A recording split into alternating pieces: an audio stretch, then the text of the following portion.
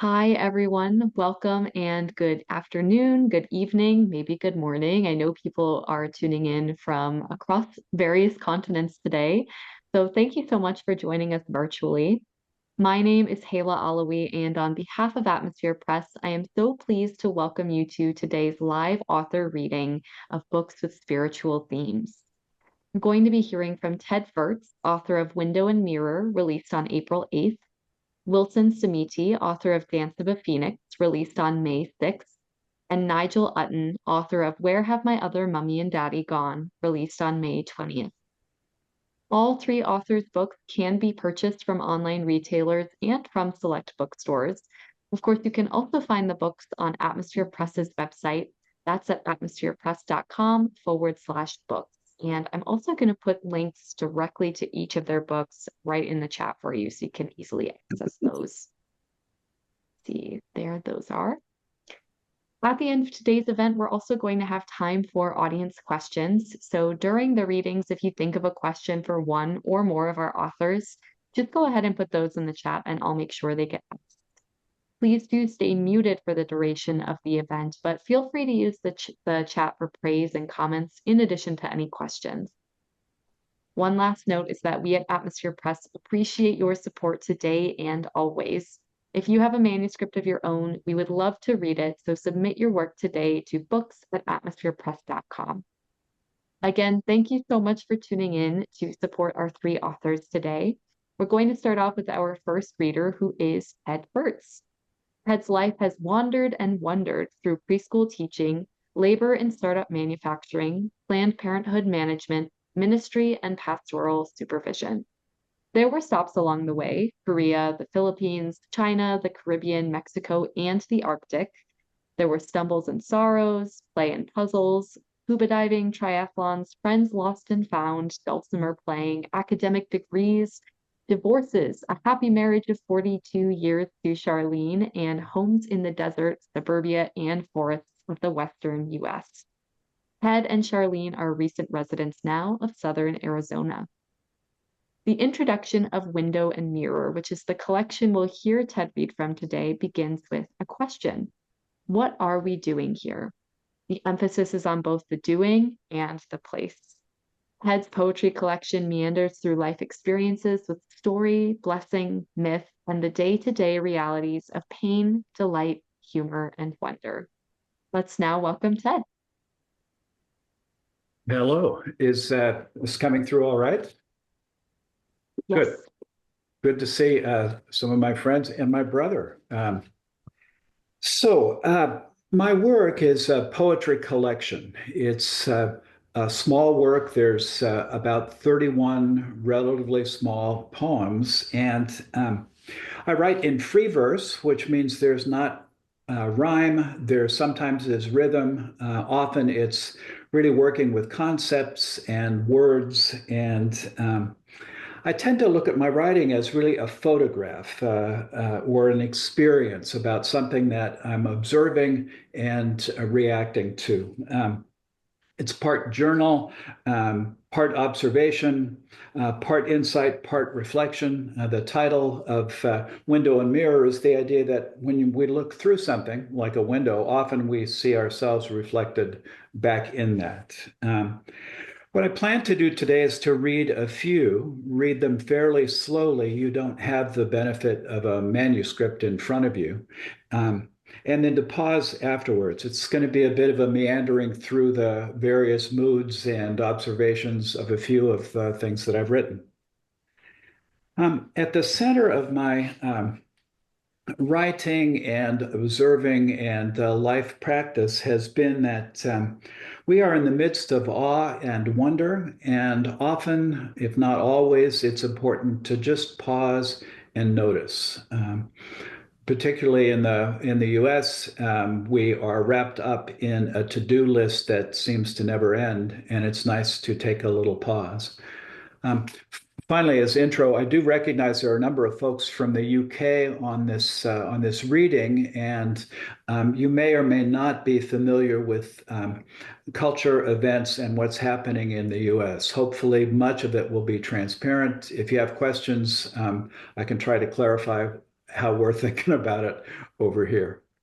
Um, but given that being at the center of life experience is to pause, I'm starting with a poem called To Sit.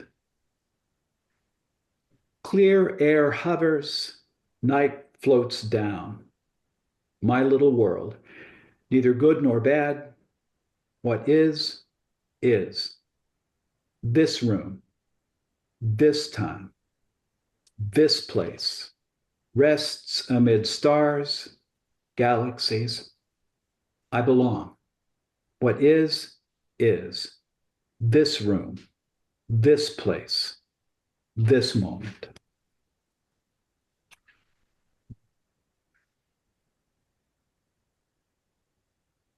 My dad was a big influence in my life. Folks ask, how did you get at ease in public speaking or your writing? And my dad um, was a graduate of Northwestern University in the Midwest of the US after World War II. And he was just enamored with language, rhythm, and poetry. And he would read me and the five kids poems and tap out the rhythm as the poem worked itself out.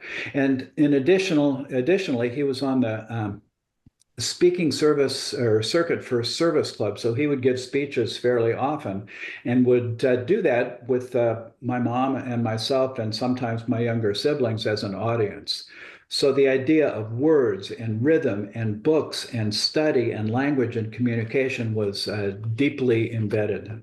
Um, this poem is called Soup Cans for My Dad, and it's a story of a ritual, family ritual he did with us. Soup cans for my dad. We were five squirmy siblings, me, the oldest, the three sisters, my toddler brother. You would line us up. Each of us took a turn to stand in front of the fireplace. You would suggest the topic, a favorite dinner, an animal we'd like to be, a bike. You would caution, don't say, tell me more. One at a time, we would stand to speak, holding soup cans in our hands so as not to touch our faces. We would stammer stories. You would grin with delight. 5 years ago, one at a time, we stood again to stammer our stories in front of your photo, gripping the podium like soup cans, trying not to say through glistening eyes.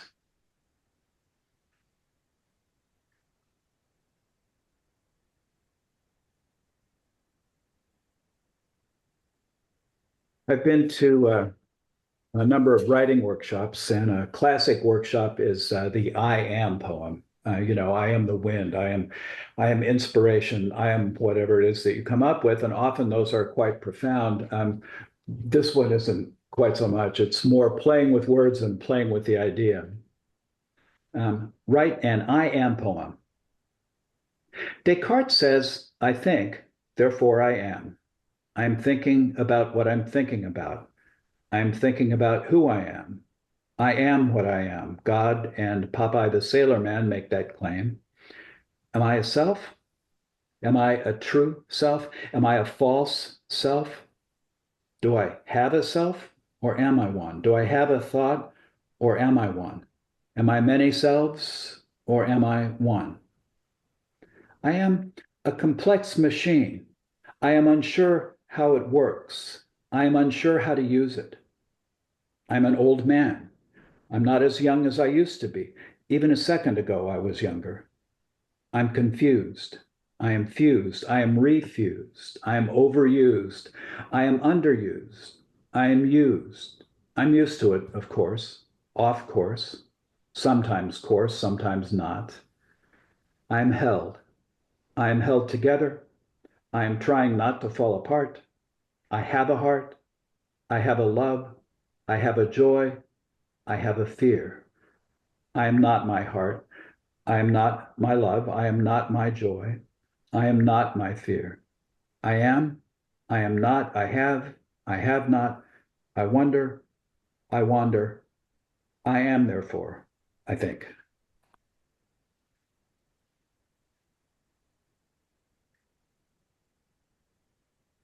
I find English to be a difficult and complex language that is easy to write in a way that it's has multiple meanings or is misunderstood. So I enjoy reading headlines and seeing how I can misread them. The Guardian published an article about a silent pig pandemic that took place in 2021. And I was stuck on the idea of a silent pig. This is pandemics. A warning came yesterday. A silent pig pandemic at our door again. We didn't answer last time. Did we not hear? Wilbur has no word for his friend Charlotte and her web. There are no squeals of delight. There is no objection to porcine body shaming. They pig out in monastic meditation. Mud baths are silent. The march to market is stoic. Many morosely remain home. They just eat their roast beef or tongue-tied have none. No cries of we. Quiet cringing to the wolf's huffing and puffing. No pronouncements from the poke. They are smart, no doubt, voluntarily drinking to excess, unable to comment to their drinking buddies, human or snouted. They only gesture at their truffle finds. We bring home the bacon. They have nothing to say.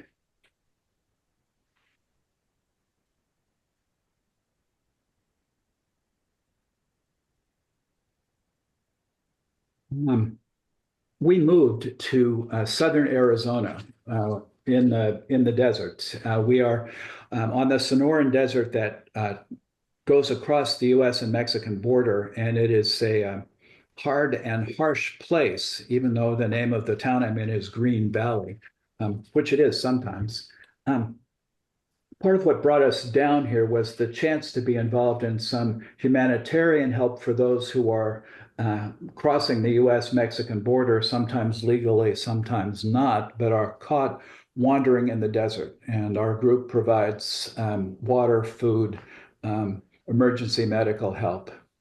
There have been 4,000 persons remains found in the US side of the Sonoran Desert over the last few years. A man named Alvaro makes a cross that he plants at the place where the remains were found. There is an event that takes place called a memorial walk. So this is about the Sonoran Desert. Sonora, the Spanish word means sound in English. And there are words and a walk that takes place and events as we move to the cross that marks the death of a person. It's called Sonora. Listen. Arroyo, the sound whispers gentle across the tongue. A breeze moves leaves, a quiet ballet. Truck tires crunch, the gravel wash climbs the canyon. They most likely walked this way, stumbling across rocks bound for Baboquivari, the Tohono O'odham sacred mountain where the coyotes pointed. Listen. Caliente. The sound clicks from the jaw and tongue, chewing the word, a bird song cascading from cactus. The desert guards itself. Spikes protect plants. Lizards lie below branches. Heat waves wrinkle the view. If they were able, they found mesquite trees' shade and hopes of a breeze to cool sweat-soaked shirts. Listen, agua. The parched sound catches in the neck. A hard stop, then the exhale ends. A look to the east, a blue flag rises above a water barrel. They found the flag and the now empty bullet-ribbon hope. They left slowly, despair as dusty as the endless walk ahead. Listen, ayúdame escapes the lungs like the last breath precedes a death rattle. The group split up. See the steps, carpet wrapped on shoes to mask the marks in the sand. Younger and stronger went ahead. The woman, child heavy, waits. Desert heat is pushed out as night chills the land. She lies still, no longer feeling the ground. The next day she is found. Listen, Las Cruces bounces in the ear, the sound made with a kiss-shaped mouth, ending with cheeks lifted, a slight grin. We come to the cross, one of 1,000 cascading across this cactus-crowded country. A crumpled proclamation is lifted from a container to tell of the corpse of the mother-to-be. In silence, we stand. We find a nearby stone and place it on the crosspiece in sad remembrance of this mother we never knew. We leave without a sound.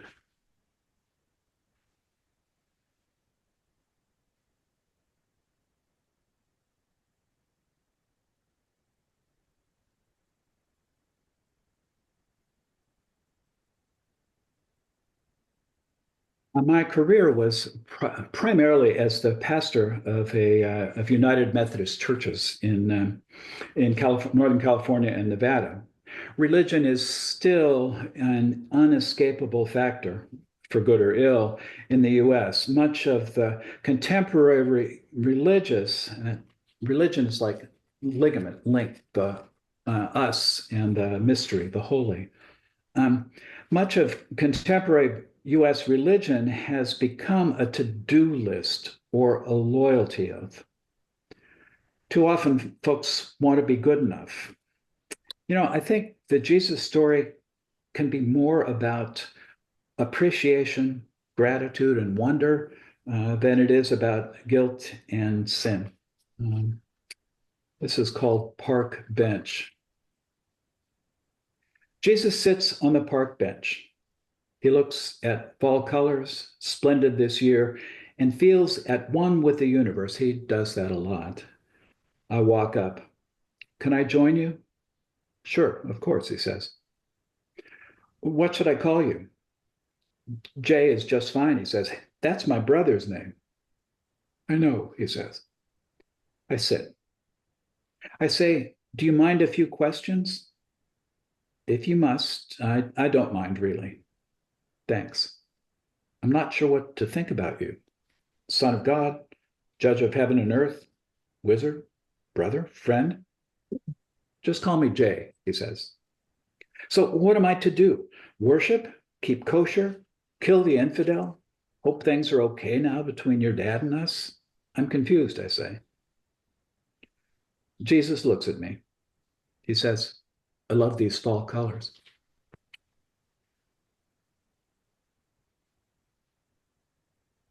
One final, I don't know if I can find it here. One final religious thought is that our holidays, particularly religious holidays, often center on being a spectator sport. Some event happened in the cosmos, and we're glad for that. And we miss out on the celebration part, celebrity, make famous. And Christmas is no exception. What's really going on at Christmas? What's the point? This is Christmas artichoke. As Christmas approaches, some see the town get warm and kind, generous and happy. Most of the time, I agree. Christmas is an artichoke. It takes work to enjoy it. You have to pull away the leaves. The leaves resist, of course. Enjoy a small taste, but you must leave the leaves aside. They are not the point. They are in the way. So say goodbye to each leaf. Don't worry. The herald angels will still sing. The manger will still be warmed by the animals' steady breathing. Shepherds will still go to see the thing that has taken place. Just set them aside for a while. And don't forget the trimmed trees, the stockings hung by the chimney with care, the packages and tinsel, and yes, kneeling Santa, they will all survive. For some, set aside pointers and reminders of something more. For others, Set aside things that are distasteful or just hard to swallow. When you have pulled enough away, you get a glimpse. Christmas, at its best, is not just a special time. It is a return home to who you are at heart. Thank you. Thank you so much, Ted, and for walking us through those different poems and different approaches you took to them. That was a really beautiful selection. Thank you. Reading next today is Wilson Semitti. Wilson was born in Kampala, Uganda, and has been living in the UK for more than 2 decades. He started writing as a travel blogger to earn a living when he lived in Thailand for 3 years. He now enjoys writing biographies and fiction. Dance of the Phoenix, which we'll hear from today, is his second book. And drawing from the teachings of Abraham Hicks, The Dance of the Phoenix shows how a change in mindset can open the path to your own destiny. Step into the shadowy world of international espionage and intrigue in Shanghai. Yang, guided by his teacher and friend, fights to claim leadership of Wei Textiles. But will he overcome the dark forces standing in his way and fulfill his destiny? Wilson, take it away. Thank you, Haley. Like Haley said, my book is fiction drawn from Abraham's teachings. My background or what inspired me to write this book, when I stumbled on Abraham Hicks' teachings, I was born with sickle cells, and I've always struggled with the issues and the contrast that sickle cell brings on. But when I started reading about and learning about the law of attraction through Abraham Hicks' publication, I got inspired. I thought, well, maybe there are some people like me who will find joy in this book. Of course, I'm not Abraham Hicks, which is why it's a fiction book. And today I decided to read chapter 20, but because of the time we have, I can't read the full chapter. I'm going to start the chapter halfway, specifically on page 176. And here I go. He told Yang to turn off the camera because it would be distracting and just focus on his voice alone. He warned Yang about the repetition in some of the words, which was deliberately done to find a vibrational stance of ease. Yang smiled and said, "I'm used to that repetition because you've never once said a rampage with no repetitions." Will said, "Okay. I've never realized that before, but repetition is good to find the vibrational resonance and alignment. I'm going to turn off the camera, but I'll turn it back on after the rampage. Once you find the vibration of ease, your conversation with your sister will go better than what you think now." Here we go. He started his melodic rampage in a rhythm that sounded like music. It's easy to feel good. You could find a more optimistic thought by stepping back into a genuine stance by focusing on the direction of your vibrational reality. You could say things to yourself that make you feel better, like tough times always precedes boom times. You could make yourself feel better by saying things like, "There is a bound on the other side of my struggle." You could make yourself feel better by saying, "This too shall pass." You could make yourself feel better by acknowledging that the way you feel does not need to be tied to the current set of circumstances. You could feel better by stepping back and acknowledging that the sun came up this morning and it was not on your to-do list. And nobody that you know could ever keep that from happening.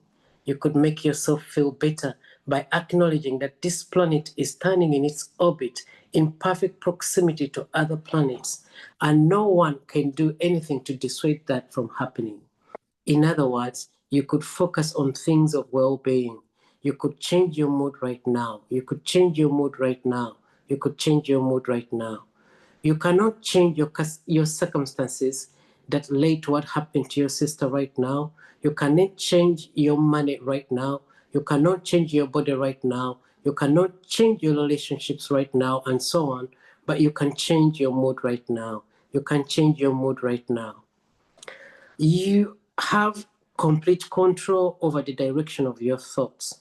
And when you accept that and begin practicing that and find out how easy it is, then you'll find how easy it all is. Because that either thing that God or source energy or whatever name you use has just told you that you can do this, the only thing you must do for all the other stuff to come into place that you want to come into place. It's easy, it's easy, it's easy. It is easy to create your own reality. It is easy to choose the thoughts you choose to think. It is easy to feel better than you think right now. It is easy to find increasingly better feeling thoughts. It's easy to direct your mind. It is easy because law of attraction keeps making it easy. Just like it is easy to stay in a pessimistic thought, it is easy to stay in a more hopeful thought. It is easy to stay in a thought of belief and positive expectation. It is easy. The law of attraction makes it easy to stay where you practice being. The law of attraction makes it easy to stay right where you expect to be. It is easy to change your expectation if you can separate your reality for just a little while. It's easy, it's easy, it's easy. Do you sit with your remote control and say, I cannot push the buttons, or do you find it easy? It is easy. I can choose that, or that. It is easy. It is easy to change your thoughts. It is easy to find better feeling thoughts. It is easy to feel good. The source energy of God is telling you that it is much easier to get in the flow of well-being that has been established for you.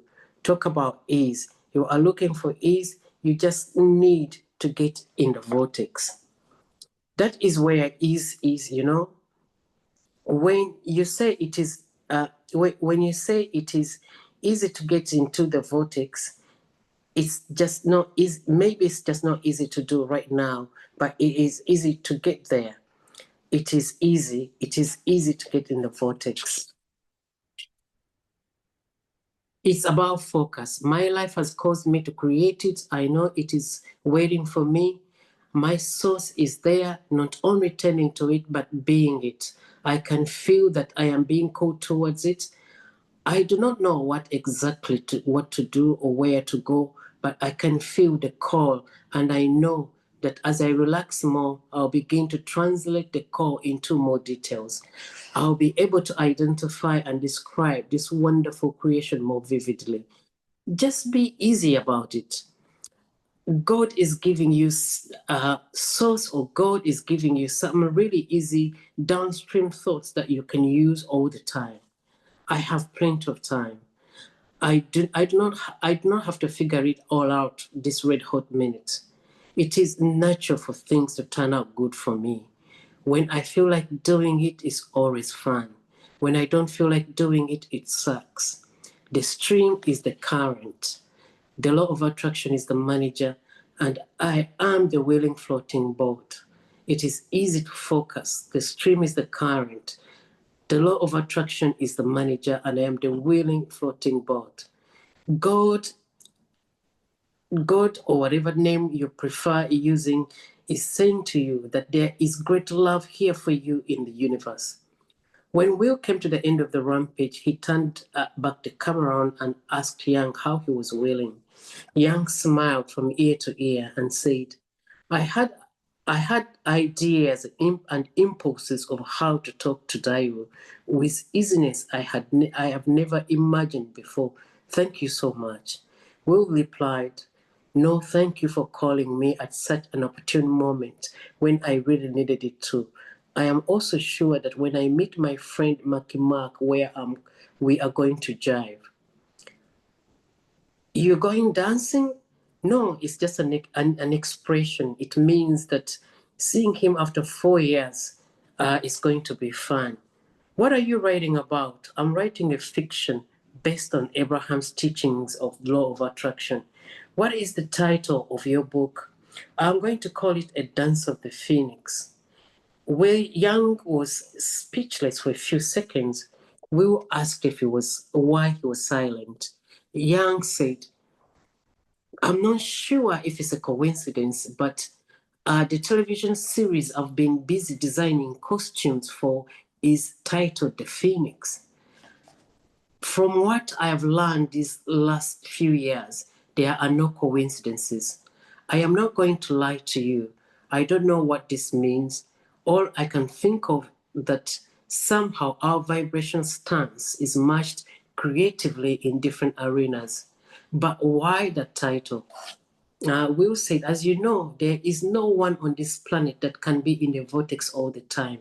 Life keeps coming at us in so many forms with contrast. But as you keep practicing, like I have taught you, you find yourself repeatedly in contrasting circumstances, but you will not feel the powerful negative emotions like you used to, nor will you stay there extraordinarily long. You will understand the benefit of contrast, and you'll also remember that each new asking or creation comes with its set of contrasting issues. Without contrast, there is no expansion. And with Abraham's teachings that I've given you, you have the tools to find your alignment every time and get in the vortex. In my own way, I decided to call it a dance of the phoenix, because no matter what comes your way with this knowledge, you will no longer be like others who do not have this knowledge.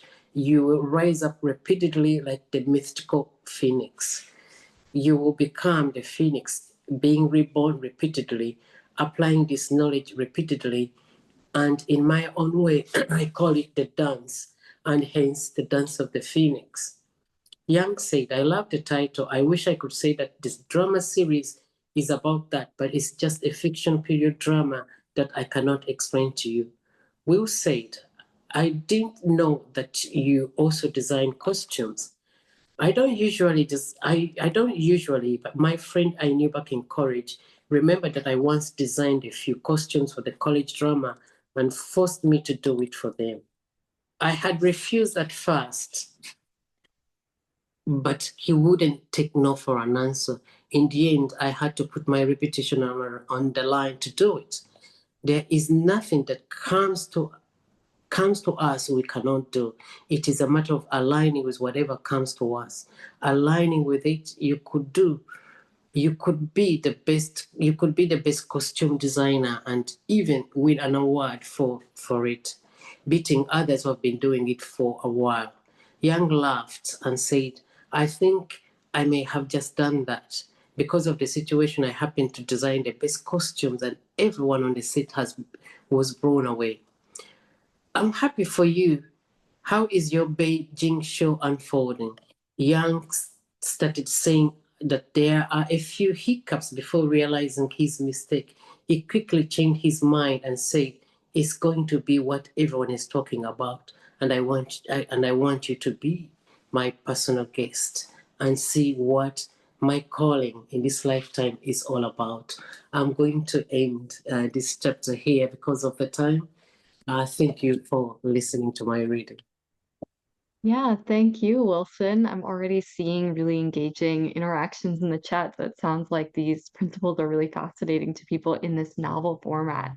So thank you for sharing that with us. Our final reader for today is Nigel Utton. Nigel is a spiritual healer, biodynamic counselor, QHHT practitioner, and has a first-class master's in osteopathy. He was a principal of 2 schools in England and taught primary education for 23 years. His schools were known for their inclusive practice and welcoming ethos. He served as a Norwich City Councillor in England and is on the board of the World Freedom Alliance and coordinates the educationcharter.org, an organization linking together transformative educators across the world. Today, we'll be hearing Nigel read from Where Have My Other Mummy and Daddy Gone? Guided by past life regression, power of ayahuasca, and a simple question from his son, the author confronts the darkness of history and childhood trauma. Each step reveals not just the weight of past lives, but a deeper truth. Our souls are eternal, and there is always hope for healing. We'll hear more now from Nigel. Thank you, Hala. I think I'm just going to launch straight in, actually. I start my book with a quote from Khalil Gibran's The Prophet. And so I'm just going to read that and then go into the book.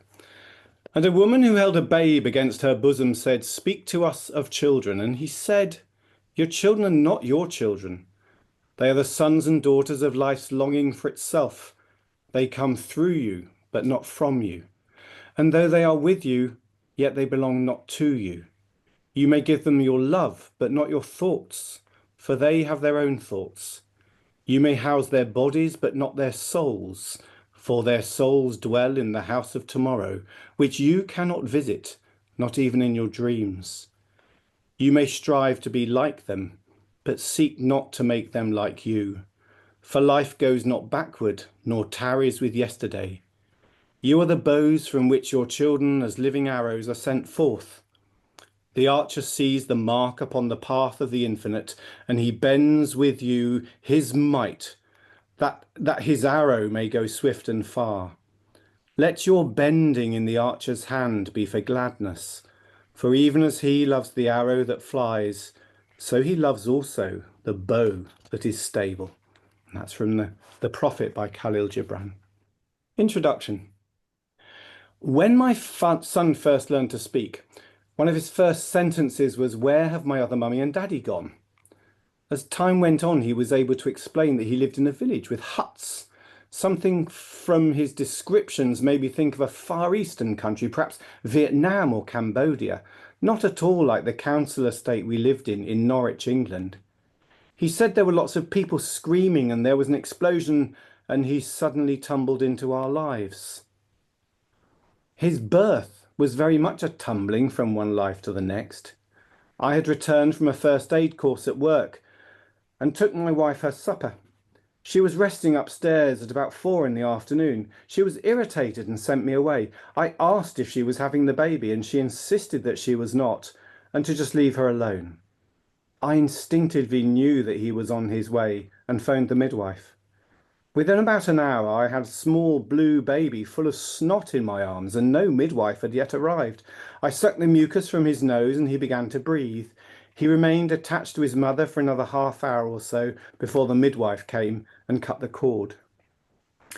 It just felt that he had fallen into the world, and a part of him was still left behind in the other place, the place between worlds, what Dolores Cannon refers to as between life and death. Over time, his stories about his previous existence subsided, and he came fully into this world. Question everything. I had been baptized Christian, like most English children are. Christian prayers and singing at school, Sunday school and stories of baby Jesus. There are angels protecting you, and there are devils tempting you to do wrong. If you are good, you die and go to heaven. If you are bad, you go to hell. There was no talk of reincarnation or karma. Instinctively, I knew there was more than just good and bad. And I was a child who always questioned and would never take anything purely on trust. As an adult, head teacher of a Church of England school, I would be the one in a room full of 2,000 head teachers who would, like the boy in the Emperor's New Clothes, call out the Secretary of State for Education, questioning his dubious policies, while everyone else sat silently. Even as a teenager, I gave a rousing speech when the then Secretary of State for Education visited my school, calling into question his insistence that bright children should be paid to go to private rather than state-run schools. Even the head teacher congratulated me for saying things he would never have got away with. When I re-entered education at the age of 50 to study for my osteopathy masters, the other students often thanked me for asking the stupid questions, the one that everybody else wanted to answer, but who felt too embarrassed to ask. There is no coincidence. I first came across the concept of reincarnation from a book by a Japanese author, which took my fancy in a wonderful bookshop in Norwich that sold esoteric and trendy books. I was studying Russian and French at the University of East Anglia in England, and there was no reason for me to be interested in such matters, but for some reason I bought it and was fascinated by the idea that we live many lives. I lost the book many years ago and can't even remember the title, but the concepts were firmly rooted in my brain. We have lived before. I now know that we are guided throughout our lives by energetic beings who nudge us towards certain places, thoughts, events, experiences, pastimes, and people in order to help us fulfill our life's plan. I had taken up Kempo, a martial art, and Chinese yoga at university, and developed my interest in Eastern philosophy through that practice. That is what helped me to pick out that particular book at that time. So when my son spoke of his past life, I was open to the possibility that he was recounting a real experience. His descriptions of what life was like in his village was unlike anything he had experienced as a toddler in Portsmouth, England, and much more akin to life in the Far East. Our children are not our children. When we realize that our children are not our children, but they are a gift from the universe sent to us for mutual learning, when we further realize that our lives are planned long before we are born into this body, we have to totally rethink our attitude towards our children, their upbringing, and their education. There are many examples of children turning to their parents and asking questions like, "Can you remember when I was your mummy?" Dolores Cannon. I returned to university in 2014 at the age of 50 and took a 4-year master's in osteopathy. Cranial osteopathy took me to an understanding of energy medicine and provoked reading into spirituality and the supernatural, as Joe Dispenza likes to call it. Many of my patients tell me that I have magic hands. I think they're right. If we allow it, magic will flow through us.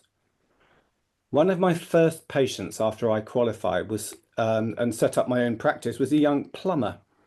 I was treating his lower back pain when an old man entered my room and stood opposite me, watching with interest. This was the first time I had met this patient and didn't know his attitude towards spiritual matters. Given that he was a working class plumber, my prejudice told me that he would think I was mad if I said an old man was watching me. There was no material old man in the room. I could only see him in my mind's eye and feel his presence. I took the risk and said, "What would you say if I said an old man was watching me while I'm working?" He replied, "Oh, that will be my granddad. He used to run the spiritualist church in Norwich. He watches over me." Lesson learned. We are all spiritual beings. We have all lived many lives, and the universe sends us what we need to learn when we can handle it. I talked of this experience with friends and colleagues, and many of them said, "You must watch Dolores Cannon's videos. You will love her." When someone tells me, "You will love this person," or "You will love this piece of music," my instant reaction is, I will hate them on principle. Don't tell me what I will and will not like. I therefore resisted watching or reading anything by Dolores Cannon until, after organising a World Freedom Alliance conference in Budapest, I was stuck at Schiphol Airport for 24 hours waiting for a connection home. What do you do with a 24-hour wait in an airport where purchasing food will bankrupt you? So I fasted, and seats are specially designed so you cannot sleep on them. I realised this was my opportunity to watch some videos. 9 hours later, I was hooked on Dolores Cannon. Her talks on reincarnation, karma, life between lives, different dimensions, alien beings, and even multiple universes had me hooked. My being resonated with what I was hearing. The gift of the pandemic.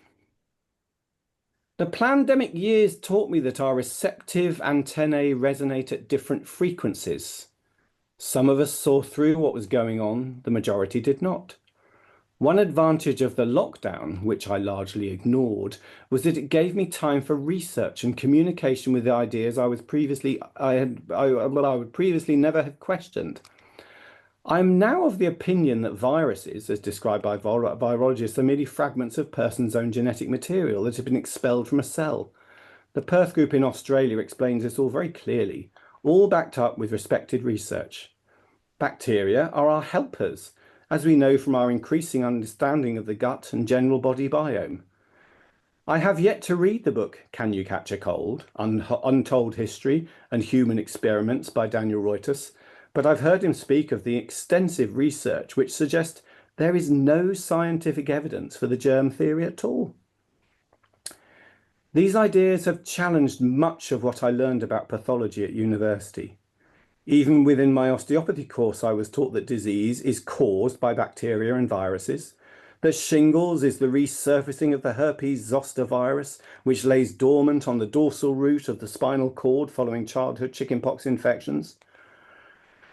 During the lockdown, I remember a period of 2 weeks where I was physically ill from the stress of my medical knowledge coming crashing down around my ears and having to rethink everything I had formerly learned. I had to take to my bed, my brain racing with ideas and new neuronal links forming to understand this huge shift in paradigm. The media, pharmaceutical, medical establishment, and political lobbies have a vast financial investment in maintaining the fear of viruses and bacteria. After all, it was the excuse needed to shut down the whole world and lock almost every individual into their homes over a period of a couple of years. Their arguments are almost universally accepted as scientific dogma. Suggesting that they are based in pseudoscience and false claims labels one as a conspiracy theorist, despite the fact that many of the predictions by dissenting scientists are now being accepted by the medical establishment as fact. Notably, the exponential increase in turbo cancers, blood clotting disorders, and particularly heart problems, all of which had been predicted as a consequence of injecting mRNA and various noxious adjuvants into the human body. Watching the shutters come down over people's eyes if you dared to suggest COVID, or rather the set of symptoms being called COVID, was not a risk to the majority of people, or that vaccines were neither safe nor effective, reminded me of when I ran a unit for children with emotional and behavioural difficulties. One of the young lads, if he became stressed or didn't want to hear what he was being told, would cover his ears and repeat, la la la la la la la. It was a great strategy. We all use it in one way or another. For the vast majority of my life, I had blocked my ears and repeated la la la la when my spirit guides had tried to point out that this life is more than what we see in the material world. Yes, I had read about spiritual healing and used it on my children when they were ill. But the thought of spirit beings helping us to navigate our spiritual learning path was new to me and was a wonderful revelation. Dolores Cannon came to me at the right time when I was finally able to hear.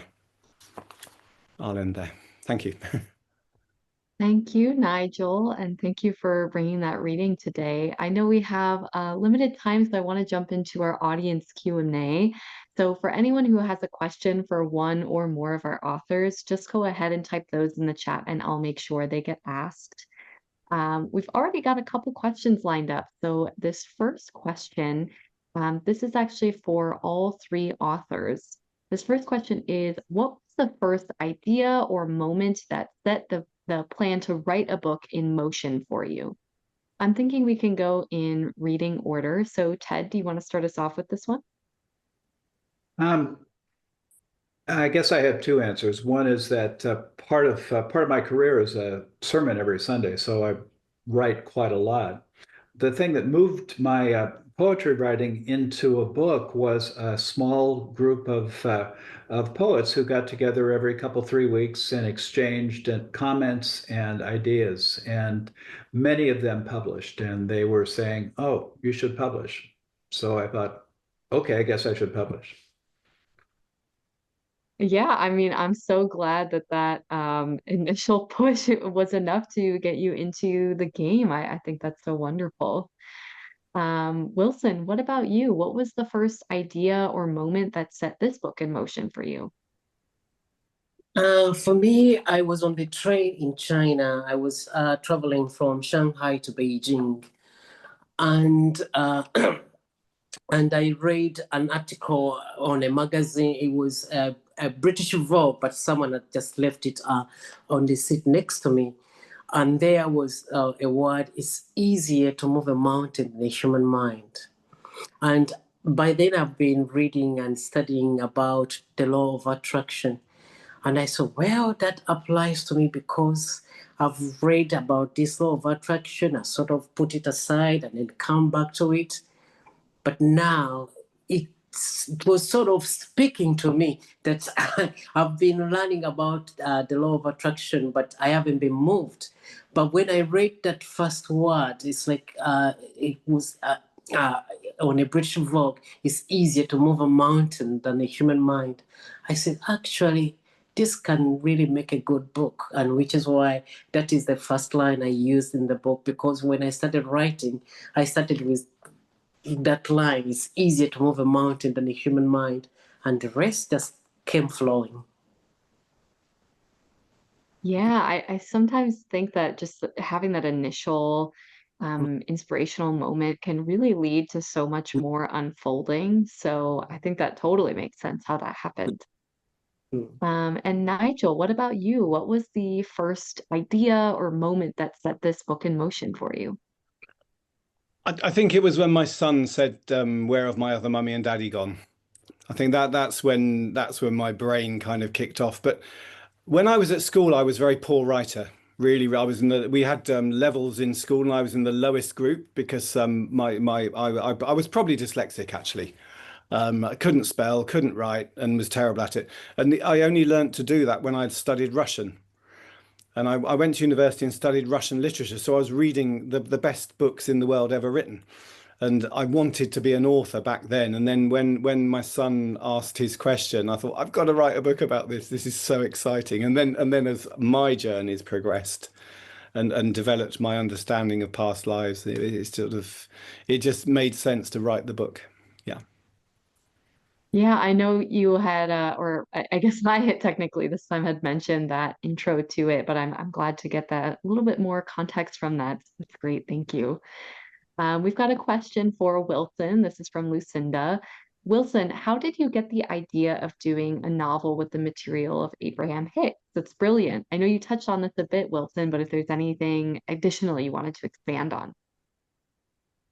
Me personally, when I started applying the law of attraction in my own daily lives, and I also knew that I'm not Abraham, but I generally the idea came from the fact I come from Uganda, where I thought if the people in Uganda could have access to this knowledge. Well, now this knowledge is everywhere. It's on the expansion and evolution of technologies everywhere. It can be accessed, but people just don't know it. And I say, if I can write a fiction book about the law of attraction, because it's not as serious as someone who is having infinite intelligence flowing through them. I'm not like any of that. Just whatever comes to me.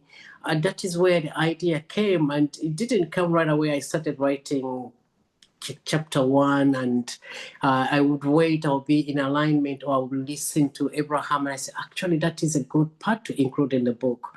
And then I'll continue writing. That's how the book came about. Yeah, so it's almost like this, it's not exactly stop and start, but it's kind of allowing it to flow naturally, it sounds like to me, at least from hearing that. We've got another question. This is for Ted. You mentioned you write a lot as a pastor. Have you learned anything about writing poetry from writing sermons? Yes. I think that in my way of writing sermons, it's what are you after? And what is the link between my story, the ancient story, and the story of the people in the pew? How do I focus it down? And so that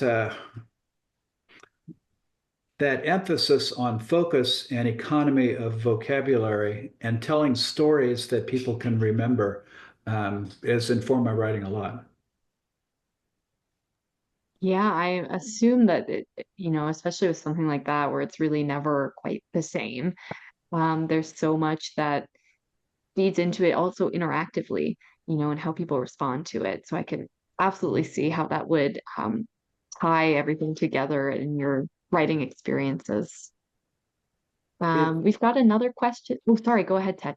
I was going to add only that it's also in the parish. You have an obligation to come up with something every week, and something that's not just free associating. So that discipline is very helpful, and dealing with ambiguity and sort of having the puzzle pieces together but not stuck together. It's nice to be able to not panic when that happens. Yeah, absolutely. Kind of a unintended bonus on the side like that. This next question, again, for all three writers, what is next for you as writers? Nigel, do you want to start us off with this one? Well, Pavel, who's on the call, said to me the other day, he said, you need to write a book about education. Because I've got so many stories about how I ran my school. It was very different from your average school, and I'd love to get those thoughts out there and share some of the work that's being done through the Education Charter that a group of us set up a couple of years ago. Because there are amazing things going on around the world around changing the way children are educated, based very much for me on that quote that I use from Khalil Gibran, that our children are sent through us, not to us. They're not there for us to shape them. They're there for us to nurture them and just let them grow their wings and fly. So I think I need to write the book on that next. Yeah. So thanks for that suggestion, Pavel. Yeah, I think the idea of the insider look from an expert like that would be, I think, is very appealing to people. So I know I'd be interested in reading something like that. Wilson, what about you? What's next for you as a writer? For me as a writer at the moment, when I was writing this book, I realized that there's a room to expand on my characters. And then I said, I'm going to write a three series book. And I decided to dedicate the first book to my stepfather because he was such a big influence on my life. And I said, after that, after I've dedicated this book to my stepfather, I can't leave my mom out or my biological father. So I intend to write three books, and I don't know where I'll go from that. Something to explore in the future, perhaps, something on the horizon. And Ted, what about you? What's next for you as a writer? Right now, I'm really involved in adapting to Southern Arizona. It's 103 today, and will be over 100 for the next couple of weeks. But I tend to both as I'm learning about this region and the people here, I always have things that come up that I'm just curious about. One of them currently is shape shifting. I'm a real fan of very traditional music, and the child ballads, among others, have people changing. The stories that come out of creation, from the Arctic to Native American to our own Judeo-Christian, there's this theme of how come we want to be different? What is it that we're not satisfied with? And so I'm playing with that now as I absorb more mythology from the region. Well, that also sounds like a great, very interesting project on the horizon. So I'm really intrigued by all three of these ideas and excited to see them come together. For now, though, I do want to also say thank you so much to our authors for being here with us. Ted, Wilson, Nigel, being generous with your time, your words, and of course your thoughts in this Q&A. And thank you, of course, to everybody in the audience as well for joining us to help us celebrate these wonderful authors. Don't forget that you can order Window and Mirror, The Dance of a Phoenix, and Where Have My Other Mummy and Daddy Gone from the links in the chat. I'm just going to put those links in one more time, just so you don't have to dig through the chat for those. Please also consider checking out atmospherepress.com to browse our new and forthcoming releases, sign up for our email newsletter, or submit a book manuscript of your own. You can submit your work to books@atmospherepress.com and just let us know that you attended today's event. We'll look forward to hearing from you, but until then, that's it. So have a great rest of your week, everyone.